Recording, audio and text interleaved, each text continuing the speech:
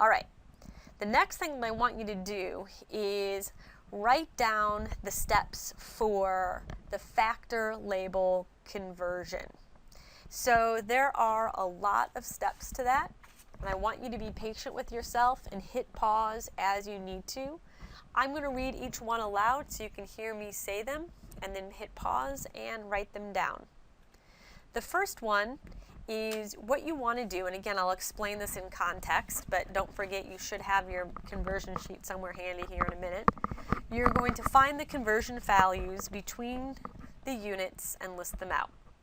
Be aware that you may have to list out multiple conversion values. Again, just write these down. I'm going to go through the steps with an example. Step 2, you're going to begin by setting up the math. So you're going to place the starting value in the numerator, which is the top, and then the number 1 in the denominator, which is the bottom half of the fraction. And doing that sort of makes things easier to see when we go to cancel them out. Step 3 is you're going to set up your conversion ratios, okay? And what I mean by that is you're going to find out how one relates to the other, okay? And sometimes you have to do multiple steps to get to the ending value that you want. For a single conversion, that's going to be quick. You're only going to set up one fraction, but for multiple conversion values, you're going to set up multiple steps. And again, you're going to see this when I do an example. The next step is that you're going to cancel the original unit out, okay? Ending with the unit that you need, okay?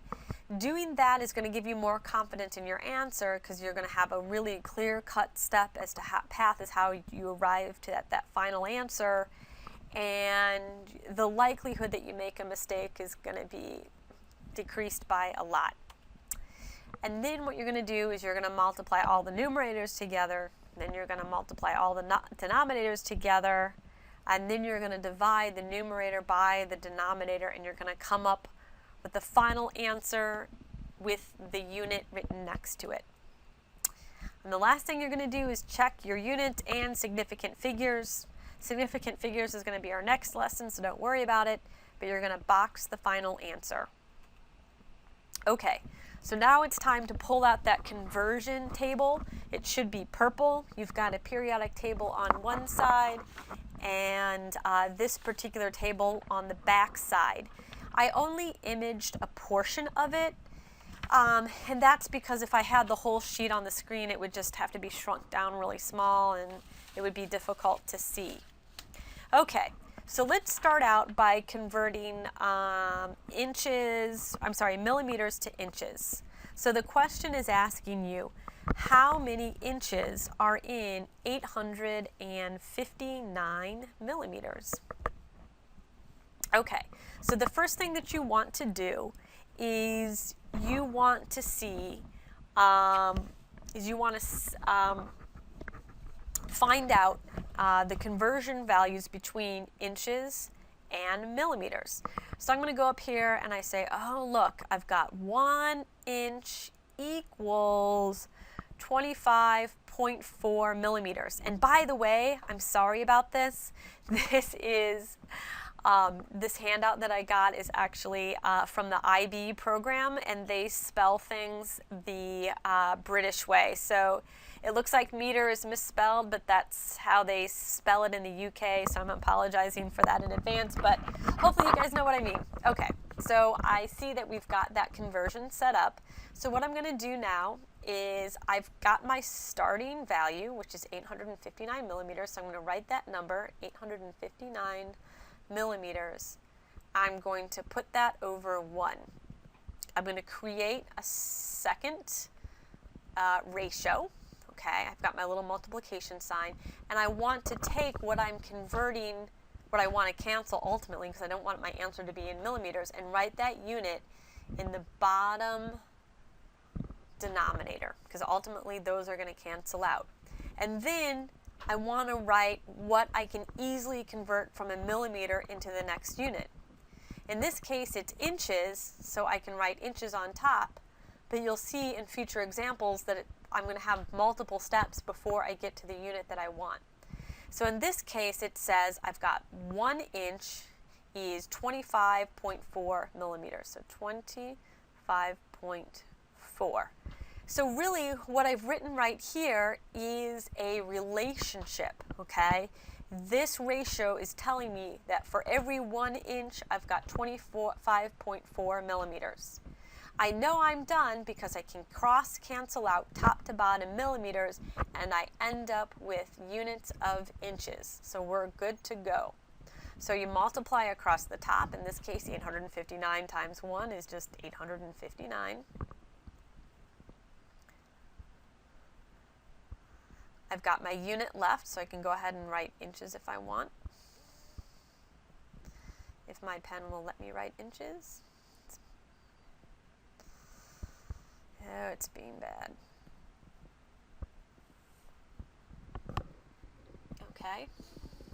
And 25.4. Let's see if I can turn my mark into a 25.4. My millimeters canceled out, so I don't write that unit. Take the top divided by the bottom, and I came up with 33.8 inches. All right. The last thing you want to make sure that you do is box your final answer. Okay, but one example is never enough, so what I would like to do is go on and do some more practice. All right, so the next question up here is asking us how many pounds are there in 968 grams of silver.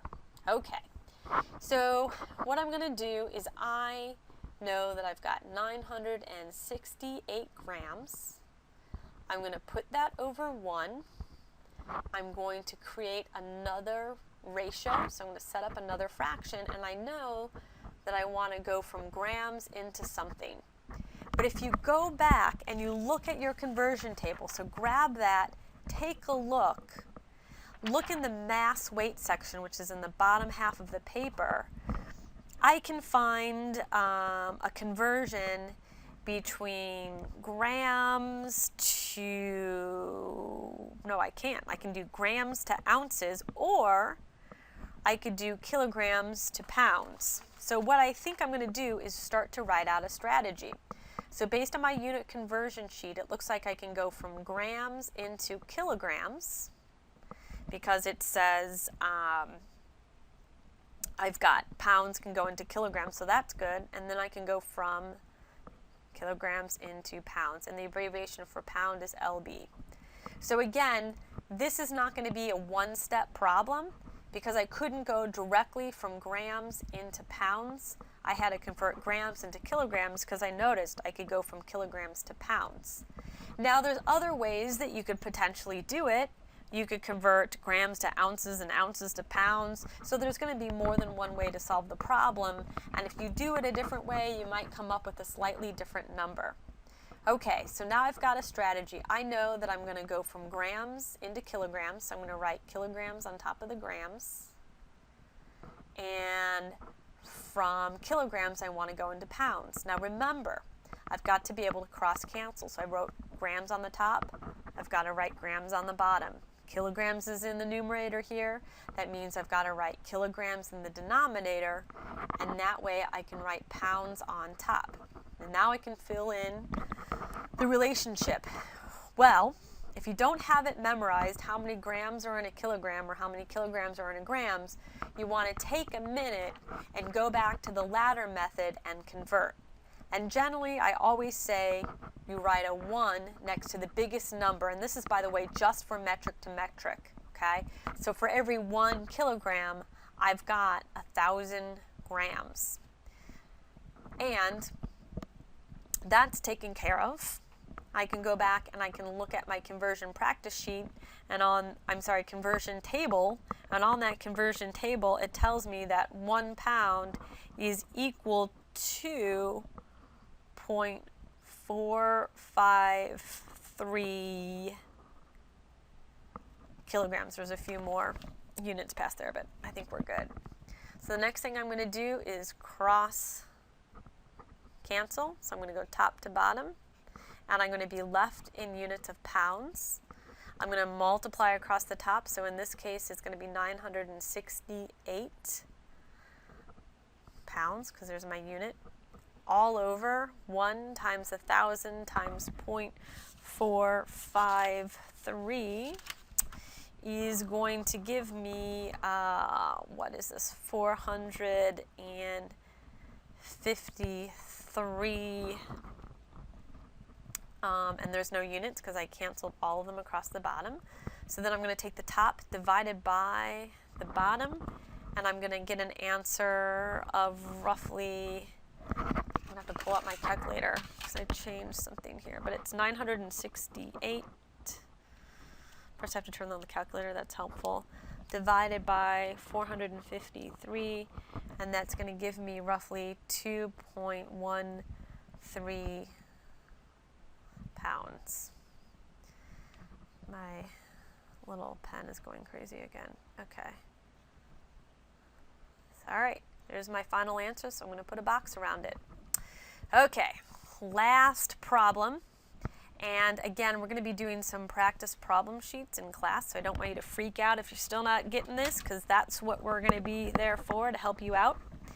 So now I want to figure out how many milliliters are in 2 gallons of milk. So same thing, I'm going to put a 2 gallon over 1.